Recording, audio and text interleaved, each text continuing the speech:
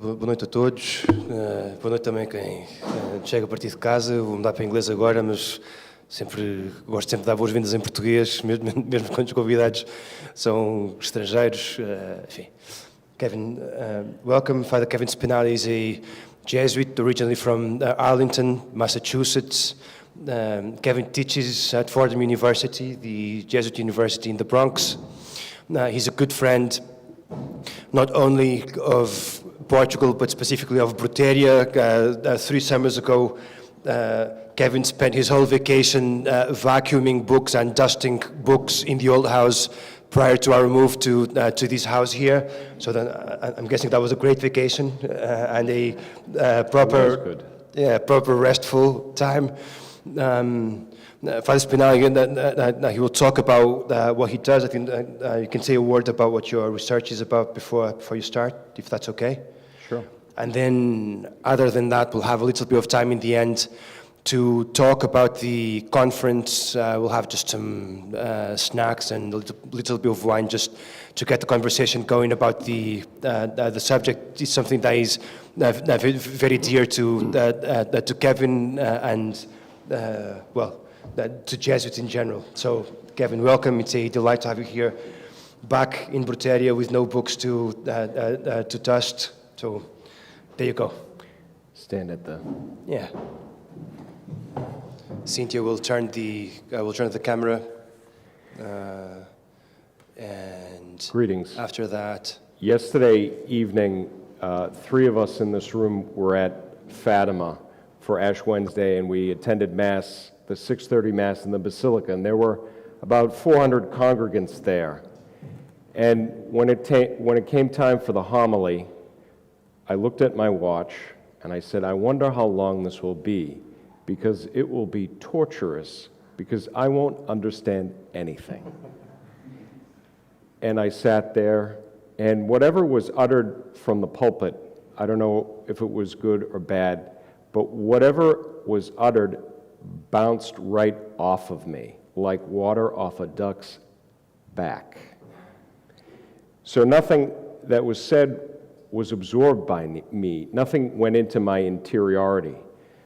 So I hope what I say tonight, unfortunately only in English, actually reverberates in you a bit, much more than that homily that I heard or listened to, or the sound came at me for 10 minutes last evening. I teach in a school of education at Fordham University in the campus that's in Manhattan. The main campus is in the Bronx. And I teach a lot of teachers who are in the public schools as they're working toward certification and licensure in the city school system. My specialty within that is teaching English teachers how to be experts in their job, namely teaching language. We have a lot of English language learners throughout the New York school system, so that ability to think about language, to think about writing, to think about reading. I'm sorry, I call this gentleman Pont. Francisco, although he might have thought I lamented the fact that I spent so much time among books 3 summers ago, and although I will talk mostly about sound here and rhetoric, I do quite like books and spending time among them. So, here we go. Toward the beginning of January, about the same time, Francisco told me what this talk was actually going to be about and gave me a title. I posed the following command, request, plea to an artificial intelligence program called ChatGPT. Is that familiar at all? ChatGPT. It's an artificial intelligence program that is being used widely in at least Anglo-American contexts. ChatGPT is short for Chat Generative Pre-trained Transformer. That's a mouthful. A program that generates writing on demand.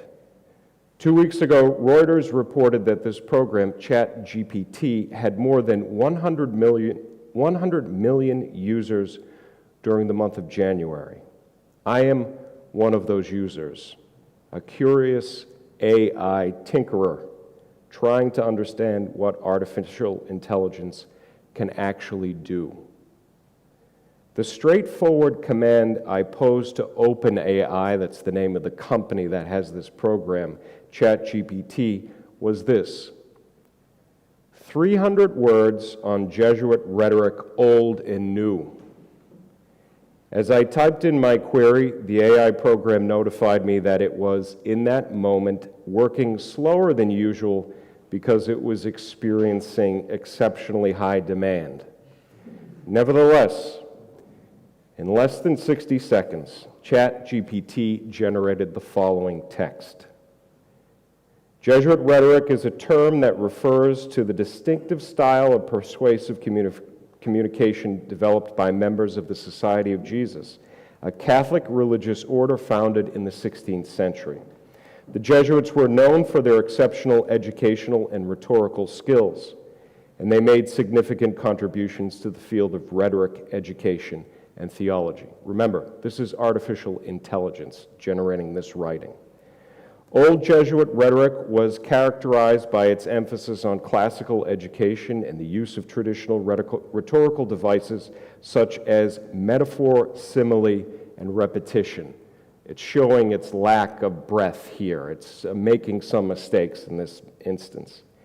The Jesuits believed in the power of language to influence and persuade, and they taught their students to use language effectively and persuasively.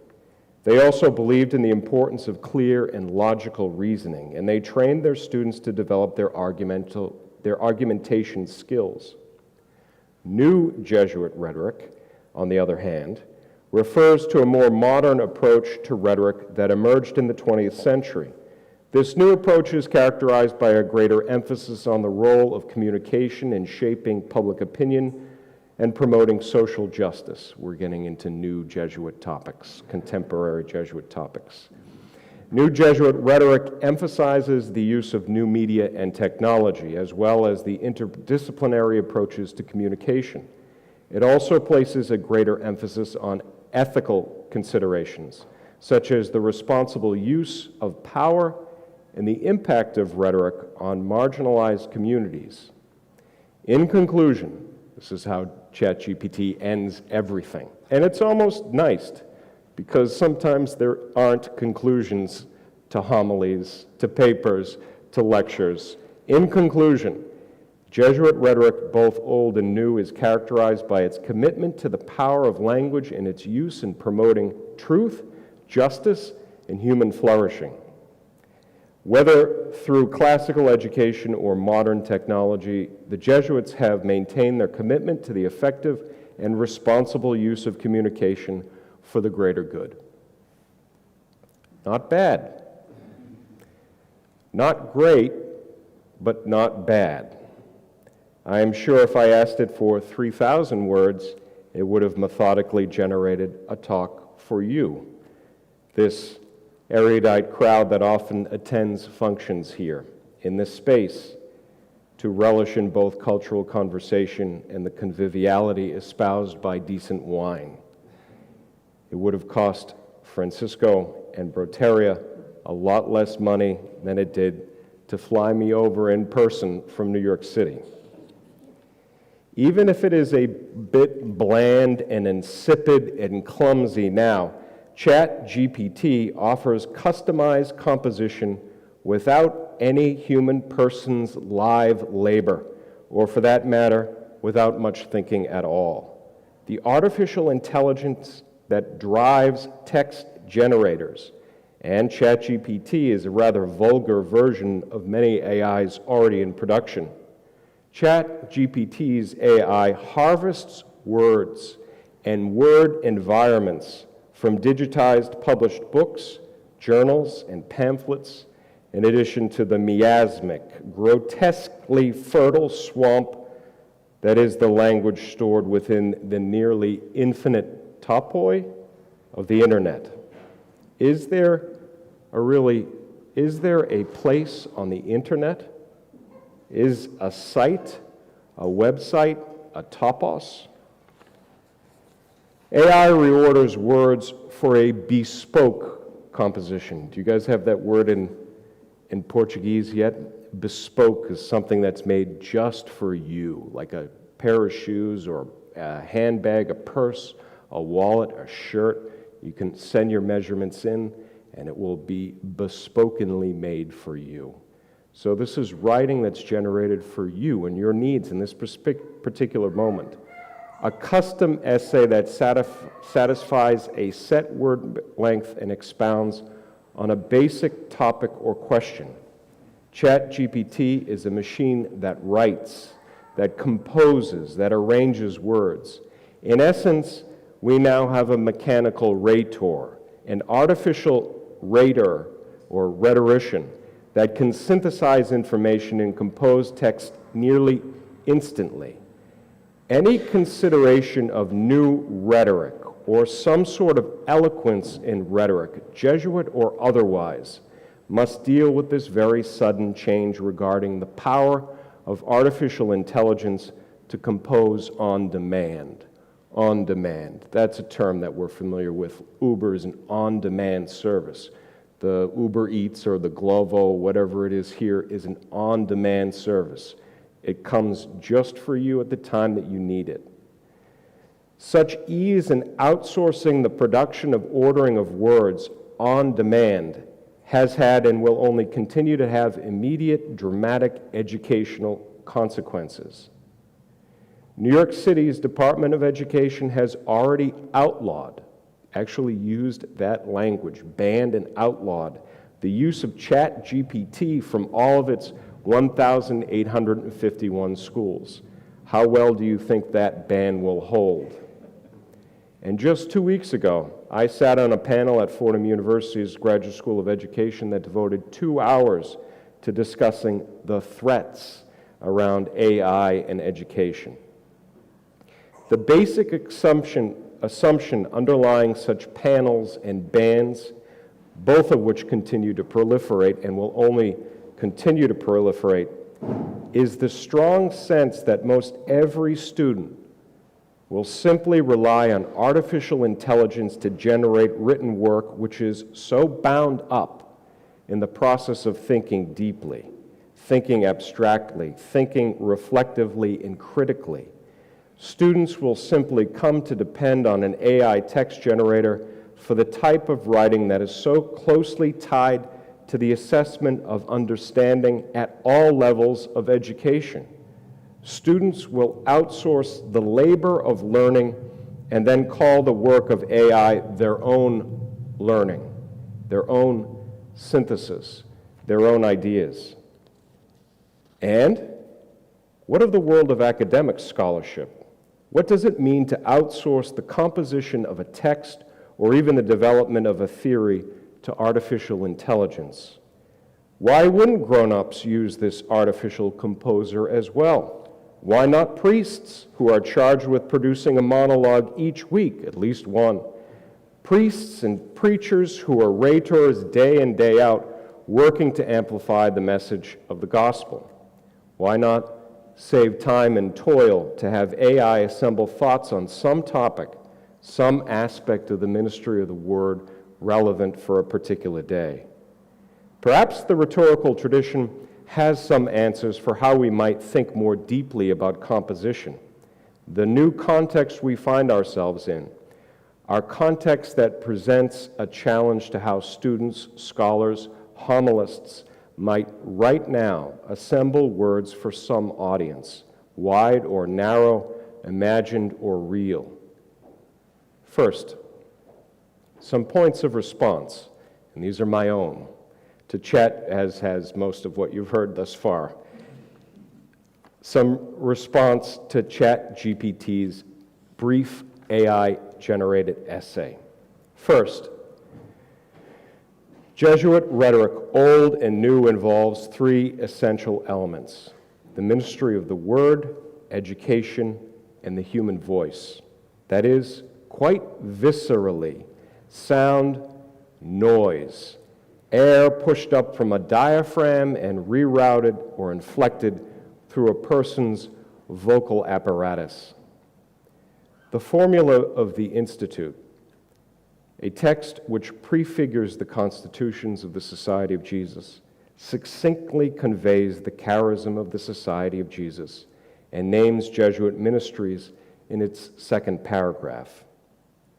A Jesuit is a member of a society founded chiefly for this purpose, to strive especially for the defense and propagation of the faith and for the progress of souls in Christian life, in Christian life and doctrine, by means of public preaching, lectures, and any other ministration whatsoever of the Word of God. And further, by means of the spiritual exercises, the education of children and unlettered persons, and the spiritual consolation of Christ's faithful through hearing confessions and administrating the other sacraments. In these words, I hear 5 explicit ministries under the heading of propagating the faith: preaching, lecturing, directing the spiritual exercises, educating youth, and hearing confessions. All of these ministries are rhetorical in nature. They all involve effective oral communication. They all involve sound, exchange, proximity, and presence. To be a Jesuit is to be involved with the Word and words spoken forth to another. At the same time, these ministries of the Word also involve effective literary hermeneutics and theological philosophical reflection that demand a high degree of literacy. That is, a facility with interpretation of written symbols, literary devices, and complex texts. There is, written in the formula of the Institute, both an orality and a literateness, a commitment to the abstracted and critical thought made possible by print.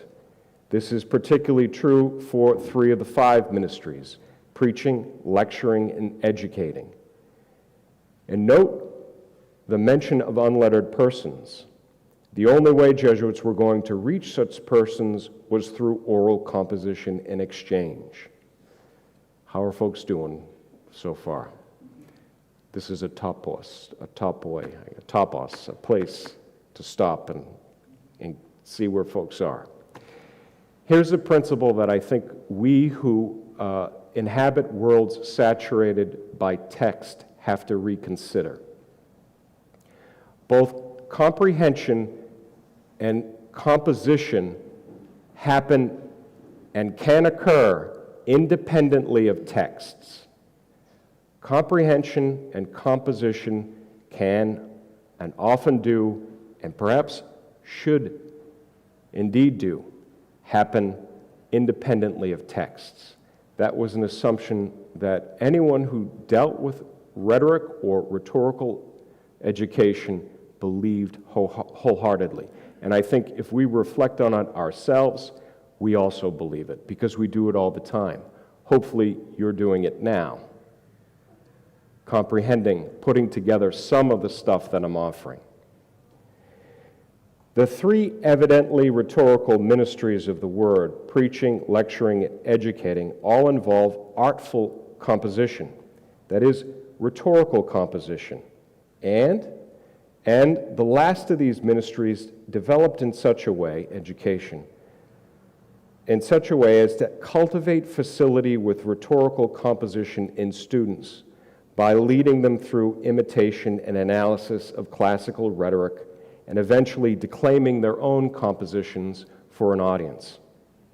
The French historian Marc Formeroli once made a critical point about the Jesuits and their ministries when he wrote the following: for Jesuits, rhetoric was not a trite technique of manipulation, but the creative driving force of their ethics, spirituality, exegesis, anthropology, and theology.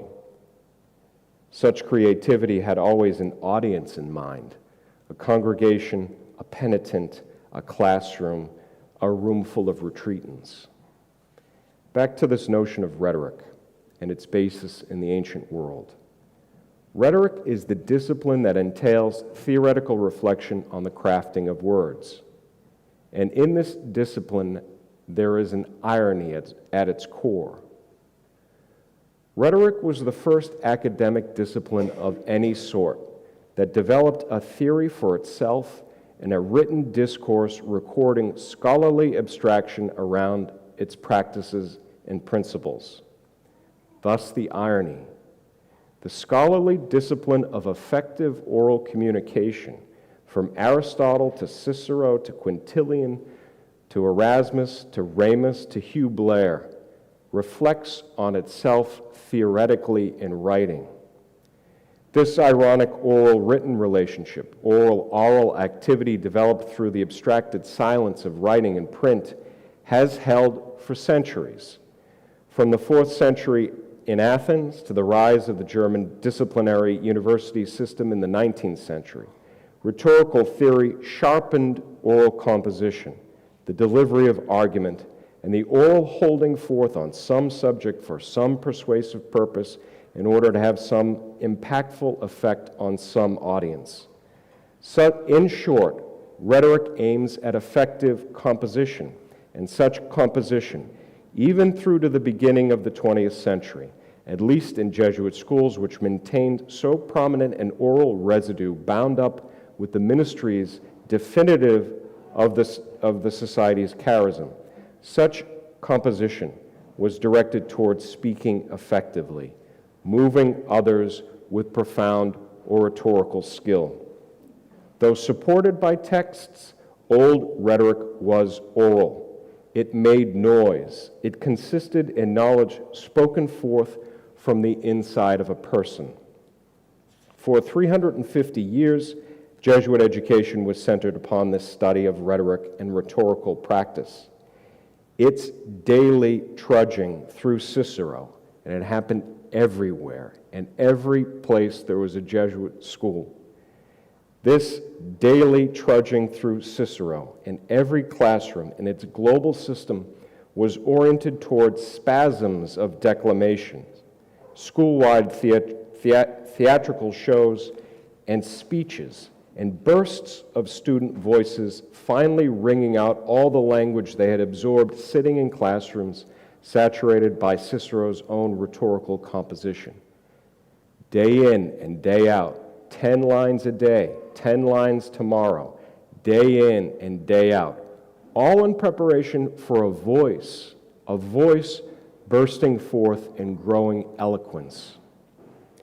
Even in 1895, in that vulgar, rough and tumble outpost that was a Jesuit high school in New York City, students at Xavier High School on 16th Street in Manhattan analyzed texts, interacted in spoken Latin, declaimed in Latin, and practiced Ciceronian style for 11 of the 28 total classroom hours of instruction each week.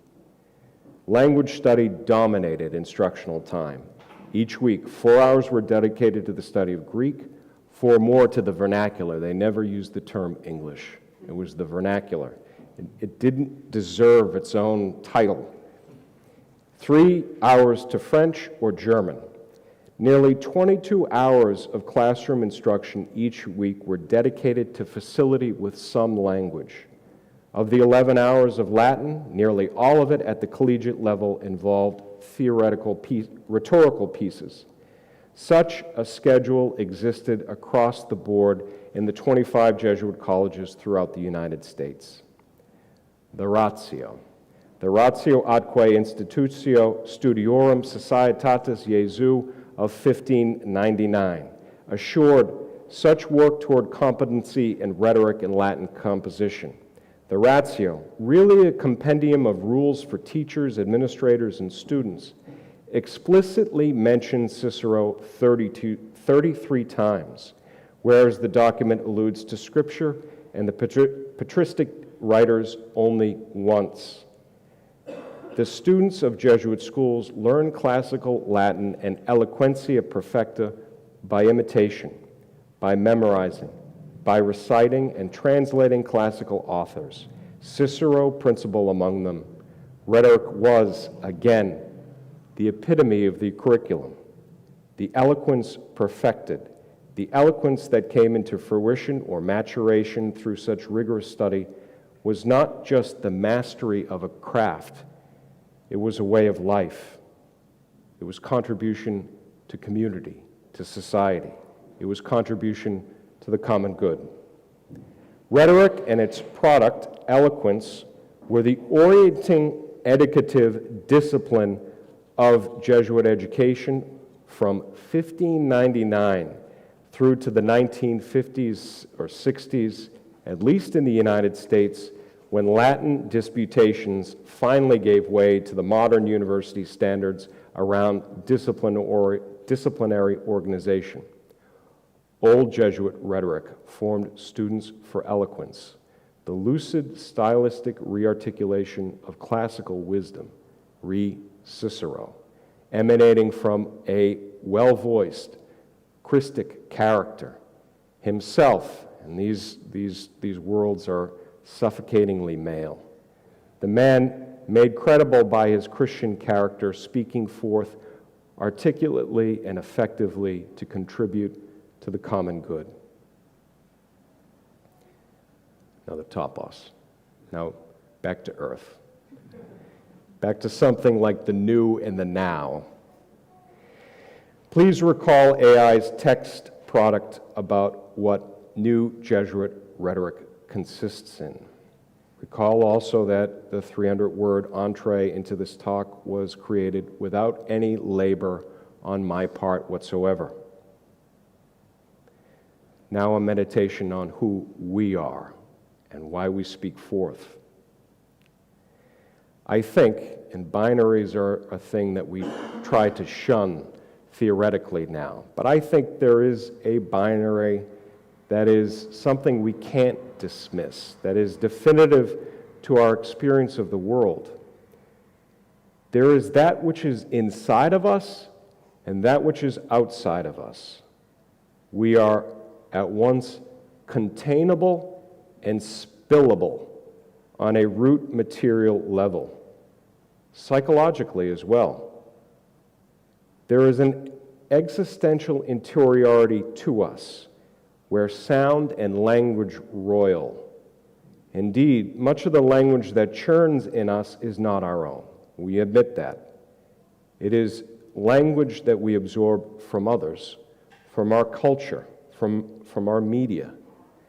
However, there is some place internal to us where we can feel language, where language begins to emerge, where we weigh things that are vital to our existence, who we love, how we reason through things, how we come to faith. If composition and education that values rhetorical composition and writing are to continue in any meaningful way, such education, such writing has to tap this level of our being. If we are going to compose for one another in this current, new rhetorical context, we have to tap this realm of interiority, this human center that is our experience. If we are to take up the labor involved in writing, that particular type of writing has to be an expression of our own interiority articulated forth for other human persons who might be prompted to respond. Writing can't simply be an assessment for reading comprehension. ChatGPT can do that nearly instantaneously without any labor on our part. I think, in fact, the Jesuit rhetorical tradition has two unique incarnational resources to draw from when we reconsider how to teach and research and write in a new rhetorical context, a context that will become dominated by customized rhetorical machines. These incarnational resources are not Jesuit resources per se. They are elements of our humanity, which Jesuit ministries, old and new, continue to emphasize when they attempt to amplify the definitive truth of the incarnation of the Word of God. I don't know if you've ever been pressed recently to try to articulate what the Society of Jesus does, if I were pressed, I would say it amplifies forth the reality of the incarnation. It is bound to the life of Jesus Christ. These resources that this tradition, our tradition, has are the sound of a human voice and the interiority of a human soul. The place where someone else's voice, some other person's words, enter and reverberate, quite literally. Someone else's words can reverberate inside us. Even the trolley noise, I guess, can reverberate inside us. Sound is disclosive of interiors. It is the place, the topos of our interiority, from which our most meaningful words emanate and our most definitive intellectual commitments are verified. New rhetoric, or authentic human composing, must embrace, must reassert these two elements: voice or sound, proximity, presence, voice and interiority. I think we, and when I say we, I mean all of us, wherever you go, have already clearly embraced an emphasis, maybe a distinct preference for voice and sound. By sound, I mean three things here. Again, voice, proximity, presence. Even recorded words create a proximity and mark a presence, an interiority that speaks forth words so that they may be received and responded to by another. Consider the incredible proliferation of earbuds or iPods or the wireless earphones around us, maybe on us. Granted, I know much of the sound pumped through those devices and into our ears is, in fact, music. But more and more of the sound which pumps through those devices is the spoken word, podcasts, audiobooks, even daily prompts to prayer. Across cultures, our human preference has always been for sound, for the immediacy of hearing another or others talk, over and against the labor of interpreting written symbols. Now, because sound or a spoken word is so easy to record and store, because sound is so portable, so shareable, and so immediate, we might be entering a second orality. We might now be leaving the world of printed and digitized writing behind. Might.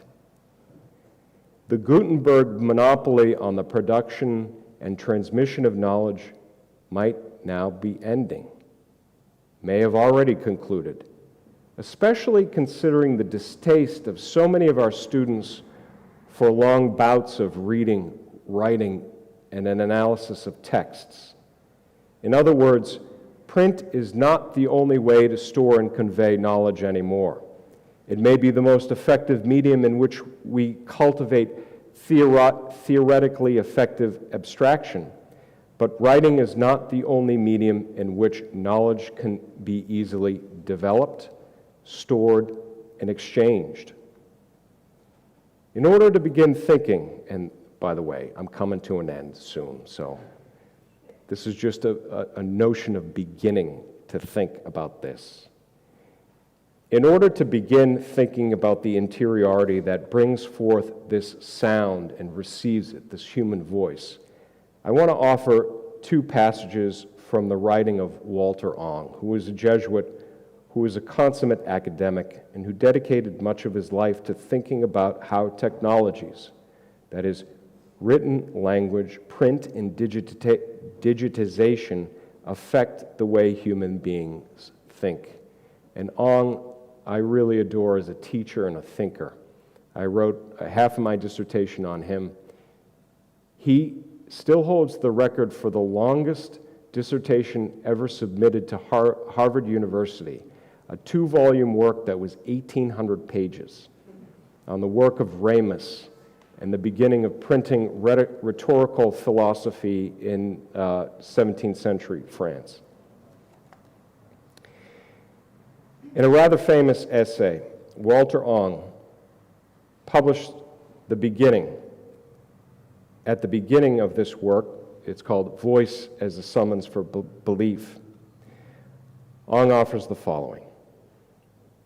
In the end, all communication, and indeed all of our thinking, which is learned and developed only through communication with others, goes on in a context of belief. For when we speak, we invite response. If I expect no response, no yes, no riposte of any sort, at least internal, I do not normally speak at all, unless I am losing hold on myself, am distraught, or am not in my right mind. Now, any expectation of response is in some way a declaration of belief in the person or persons to whom I address myself. It is recognition of a presence to whose word I can, in turn, attend, and in whom I can thus believe through the acceptance of what he has to say. We speak forth for response. We work hard to compose what we believe in, what we commit ourselves intellectually to. We want to broadcast it in the hopes that someone might respond to it and develop that thought in a richer way through a human exchange. Later on, Ong develops this notion of interiority further. What I say or write depends on what reality or fancy, he always had this notion of an imagined audience, what fancy I feel I am talking to, and for Ong, talking into. And for Ong, the into always denotes an interiority. That is, on what possible responses I might anticipate. I have to sense something in the other's mind to which my own utterance can relate. Human communication is never one way, always. It not only calls for a response, but it is shaped in its very form and content by an anticipated response. To formulate anything, I must have another person or other persons already in mind. That is the paradox of human communication. Communication is intersubjective. There is no adequate model in the physical universe for this operation of consciousness, which is distinctly human, and which signals the capacity of human beings to form true communities wherein person shares with person interiorly, intersubjectively. And remember, interiority is a level of experience that AI cannot yet enter nor compose from. In the context of a new reality where rhetorical composing may be accomplished by artificial intelligence, we must, as educators, as writers, as composers, as preachers, as anyone committed to composing, creating meaningful texts, we must reassert the truth that writing is intersubjective. We write to respond to meaning spoken forth by other interiorities, other human persons, and we write in the hope that another human interiority will respond to us. Voice and interiority are concepts that rehumanize composing, the creation of language, rhetoric. We compose for one another, to develop our thought and have it responded to. The only reason to continue to take up the labor of composition is to direct it toward another interiority, as I've done for you guys. Thanks for that. Thanks for listening.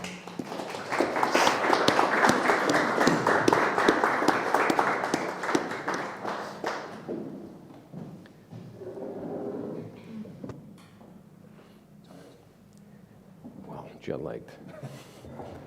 Well, thank you, Kevin. Thank you for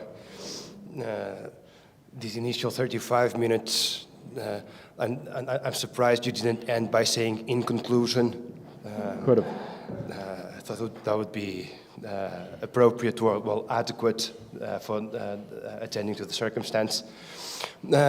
So we have time for questions. We'll have a microphone going around. I'll ask you to wait for the microphone just so that people who are following us from home can listen to the question as well. Cynthia will bring the microphone along, so just raise your arm and the microphone will be brought to you. So whoever wants to start.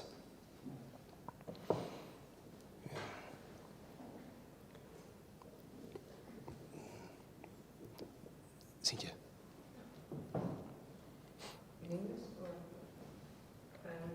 Thank you. This interiority, we observe that perhaps is difficult to refer to communicate with, to tap, as you say. What do you suggest, recommend, so that we can enhance the interiority in our students and communicate with it? I think the first thing that we try to inculcate in students is the principle that writing is directed toward a real concrete audience, a community. And that often doesn't happen in a classroom. Usually the writing is some record of a student's work that is handed in, submitted to an authority, a teacher. And the conversation stops there. It's really only a demonstration of what understanding has taken place.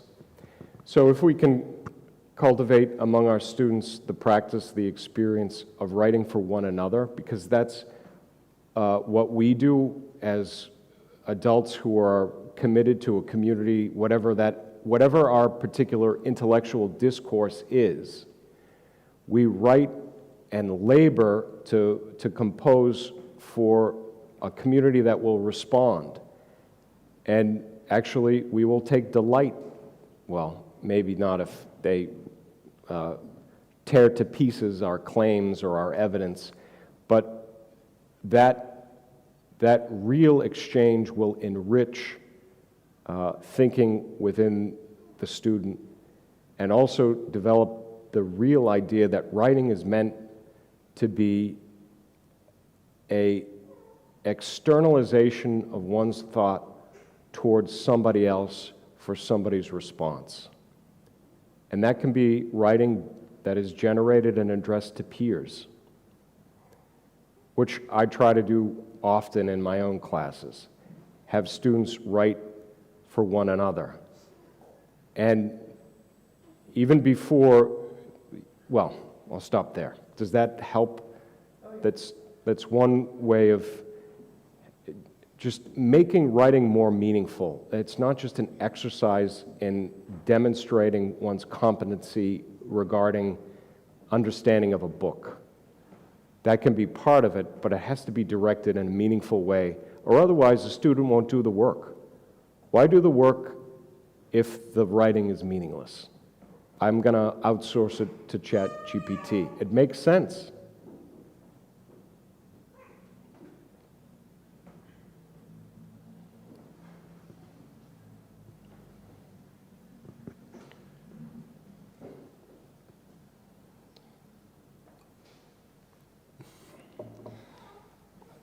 There's a few people kind of just jumping in their seat, wanting to ask questions, but not really having... well, so... Folks want to ask in Portuguese, maybe you can translate them. Yeah, if anyone wants to ask questions in Portuguese, and we can translate them. No, it's funny. One thing that I would be interested in has to do with the role of reading, because I talked a lot about writing and about speaking and the orality, but not so much about reading. And one of the things that we see more and more is that the ability to endure or to persevere when when you're reading and reading lengthy stuff is not easy. There's a lot of competition to grab your attention. Netflix, for instance, or all sorts of other things where you can gain more immediate profit from in some way. And I guess you would say that in order to be a good writer and to be someone who is orally a well-attuned person, reading would be an important part of the process. At the same time, when talking about the old Jesuit rhetoric, reading was probably not a very big deal, right? As you mentioned. So, what would you say about the role of reading in the old days and nowadays, and what importance does it have? I think a lot of us who are educators or just around schools assume that reading comes first and then effective writing comes later. There's a priority to reading, and then you develop the skill of writing. I don't know if that's the case. Well, maybe folks would argue that people don't hold that, but it seems like if you can get loaded up with the words of others, especially great writers, you yourself might be molded into a writer. And I think if you do it more simultaneously or in tandem, or even begin with writing, because if students begin to write for some concrete purpose, they will begin to make decisions in the way that they style their writing and what words they use, the way they construct clauses, and the way that they can enchain their thought. They will realize that the texts that they encounter are written by individuals who do not make arbitrary decisions about words and images and metaphors. They don't do it just to torture young readers.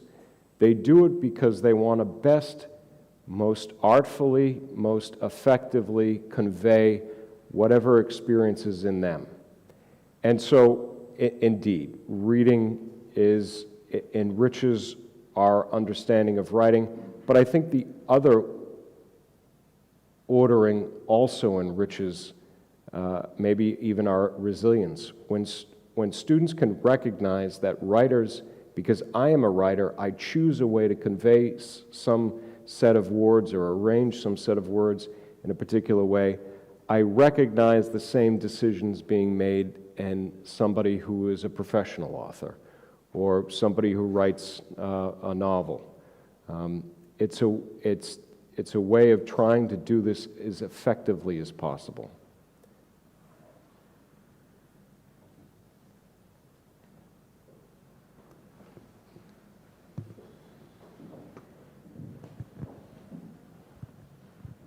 Talking about effectiveness, wouldn't it be easier just to ask something to ChatGPT and just interpret and give it some tweaks of interiority?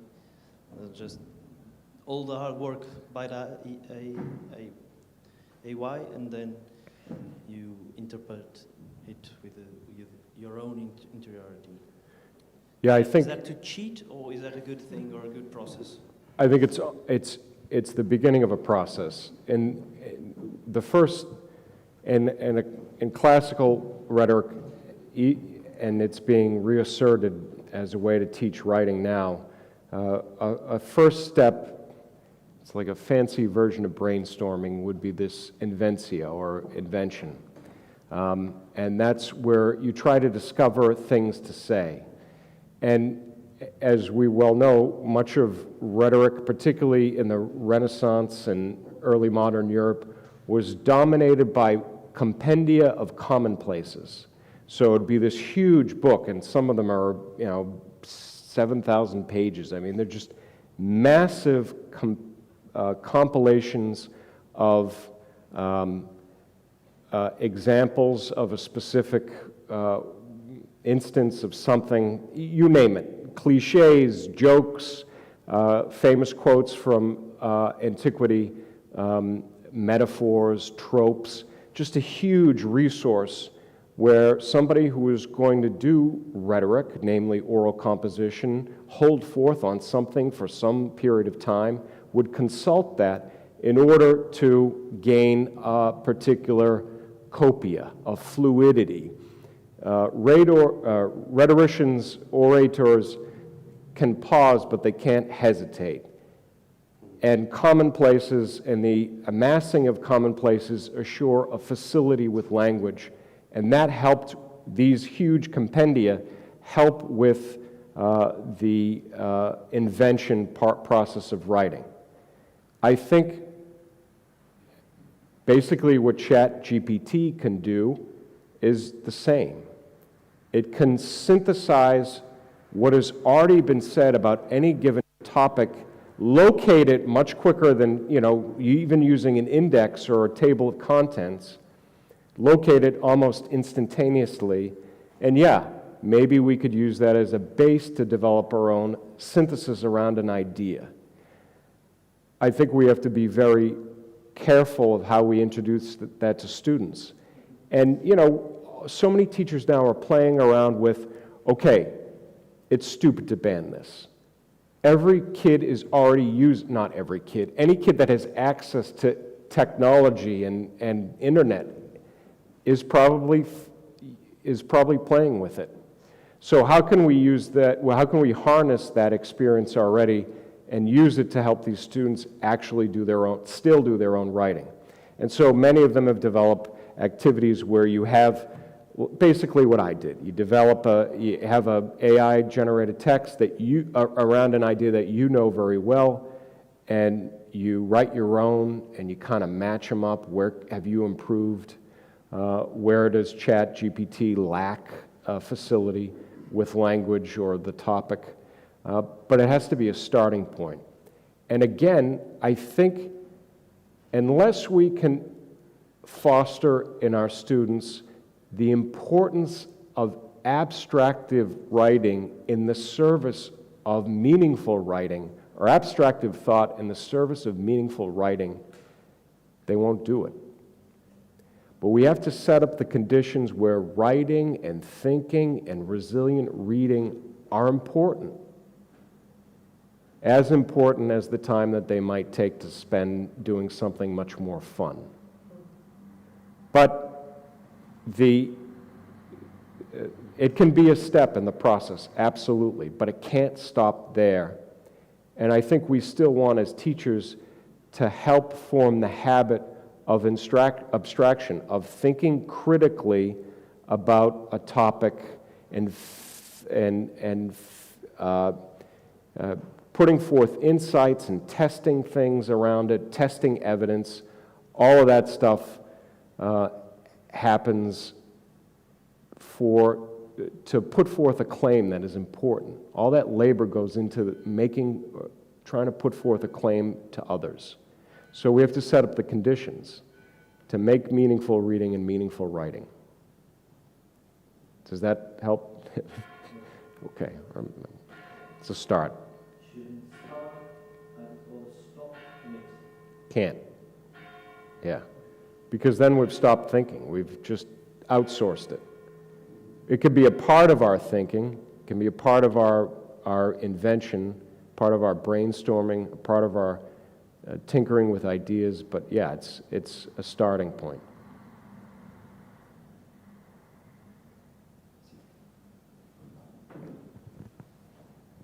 It's probably the same answer or something a little bit around it, but we are dealing with the attempt of passing by something that is not plagiu to the students, so that they understand that one thing is your own voice and being an author. Another thing is to copy something without saying you're copying. What do you say about that? Because we sense at the same time that there is an innocence, a kind of candid attempt to copy well, and it's not sensed by the students as something wrong. It's an attempt, but at the same time, it sounds of cheating. So, yeah, A further question is use of ChatGPT and calling it your own, is that plagiarism or is that something else? Yeah, basically you're kidnapping somebody else's thought and calling it your own and then disseminating it.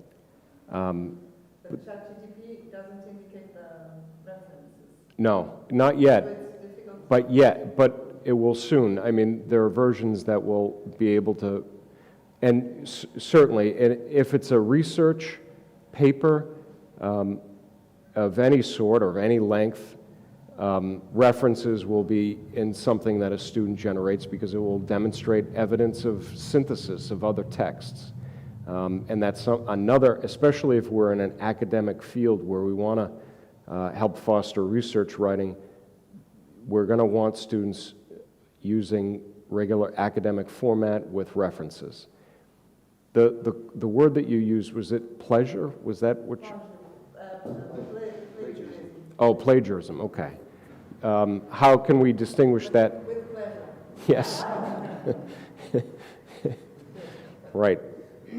Because the other stuff is real labor. I mean, anyone who does a lit review for any discipline, it's just brutal. It's drudgery because you're reading through as many things as you can on a particular topic, and you're trying to synthesize what has been said already in order to make your contribution to the field. Yeah, utterly important process to develop that habit of using other texts effectively for academic discourse and including proper references. Does that help? Yeah. Okay. No magic. No.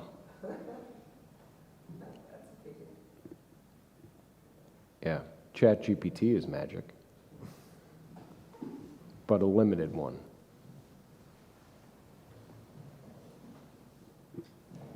Then in the back. Hi. Sim, tá, mais ou menos. I was thinking about, in relation to this whole idea of a meaningful discourse, I wanted to introduce this topic regarding ChatGPT. The idea that, at least I feel that nowadays discourse and speech is gradually becoming more and more homogeneous. And that has obviously something to do with sources and references. So people are getting their knowledge from practically all the same places. And I think that inevitably that will be the end, I mean, not the end, but the outcome for ChatGPT. People are gradually using it more and more. So I was wondering if, what do you think, what do you have to say about meaningfulness and homogeneity? I mean, where people are all saying the same things the same way. Yeah, I mean, there are a lot of theorists around language who say that we do that already, even without social media, or the participation in echo chambers. The language that we use all the time is the language of others. It's a language of a culture, a family, a nation, a academic tradition. We're always kind of just regurgitating what has already been said on things.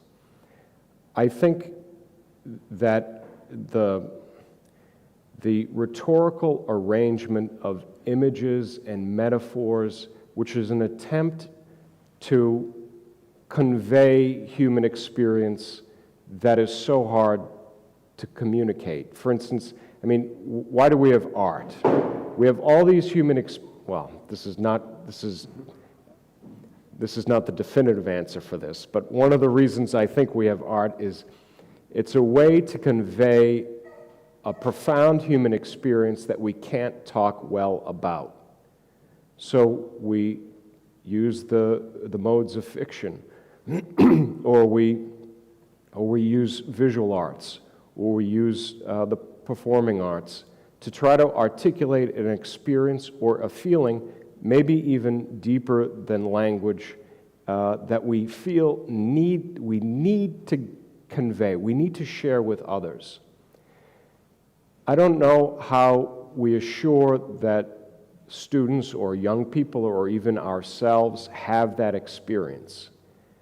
My response would be, as a teacher, to again set up the conditions for students to have an experience maybe that offers something unique about who they are. But some of the things that we ruminate on, even in our deepest selves, are things that are in there and not healthy. For instance, I dislike the way I look, all these things around our own body image. These things can ruminate in us and affect everything we say or even affect the way we think. And I think that's the case, well, who knows, but I think it has also an impact on young people now with social media. That just kind of the same stuff, as you said, penetrating the core of themselves, and they ruminate on it. So maybe, and this would be an idea that I would develop maybe in an academic discourse or maybe even a discourse of spirituality, but any spiritual practice or meditation that works on interrupting that ruminating that is the language of others that is hurtful to us or unhealthy to us or somehow just stagnant. If we can develop whether it's an intellectual practice or a practice of meditation or practice of prayer that works to quiet us in the deepest part of our interiority, so we might hear something new or something that is truly our own. That might be a more useful practice than just trying to set up the conditions for a meaningful exchange that might be truly original or independent language. Maybe a practice that works toward interrupting that language that always kind of sounds itself in us would help to generate original thought and language. Once we get into the realm of prayer, things get muddy. But that's the whole point. And prayer or meditation or some centering or some quieting ourselves down, that's a uniquely individual experience, especially what might erupt in us when we're quiet. What's something new or something that we need to remember or something that needs to be healed in us, that can emerge in that quiet. And that's no one else's language, and we're not repeating anything.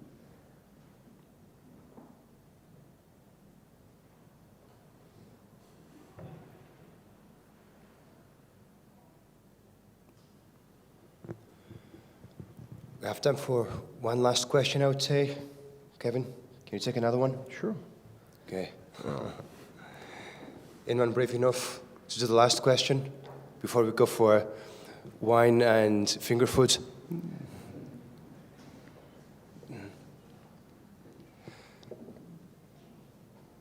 Okay, well, so in that case, I will do the last question myself, and then people will do their shy questions over wine. It's not an elaborate question. It's a pretty straightforward one, and the thing would be, and how big a difference is, or are these AI chats from Wikipedia before that, or from Tumblr and all these places where you have assortments of images, so once you start dealing in work that is not your own, but that was collected by someone else for reasons, whether artificial or natural, but where you did not go through the effort yourself of putting it together, what's the difference between being artificial or non-artificial like Wikipedia or all the image apps, Tumblr or Instagram. Is there any moral difference there or any intellectual difference there? I don't know about moral, but intellectually I think there's a difference.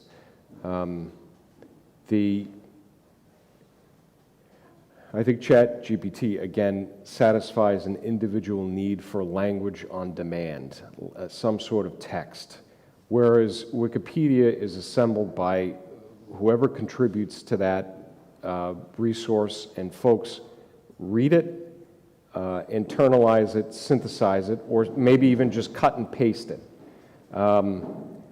If one cuts and pastes from Wikipedia, one's probably going to get caught. Usually, I think what we want our students to do is use those resources in order to begin a synthesis around a topic. I think one of the things that we have to also realize in this huge conversation is that for so long, academic discourse and academic writing and even writing in schools was policed by some guild or journal or professional organization that collected submissions for publication and then actually published it. All these things that we're talking about, Wikipedia, the online resources, much of it is simply unpoliced or uncertified. It grows. And ChatGPT, I think, is absolutely analogous to that, similar to that, and maybe even much more potentially pernicious. Because if we keep relying on some sort of artificial intelligence to construct language for us, that language construction could easily involve a political ideology or bias. Good. Well, Kevin, so thank you very much. Thank you for the conference. Thank you for... Thanks for having me. Thank you for the questions. And we're not in a hurry, so we have a little bit of food and wine. Feel free to stay around for a little bit more. Kevin, I hope you come back. We'll try and get books to test next time. You got a break this one, but not next one. And so, obrigado a todos por terem vindo. Espero que tenha sido uma tarde interessante para todos. Temos a programação da Brutéria online e nas brochuras aqui pela casa. Todos sempre muito bem-vindos para regressar. Kevin, thank you so much. Thank you. Thanks for having me. Thanks for listening.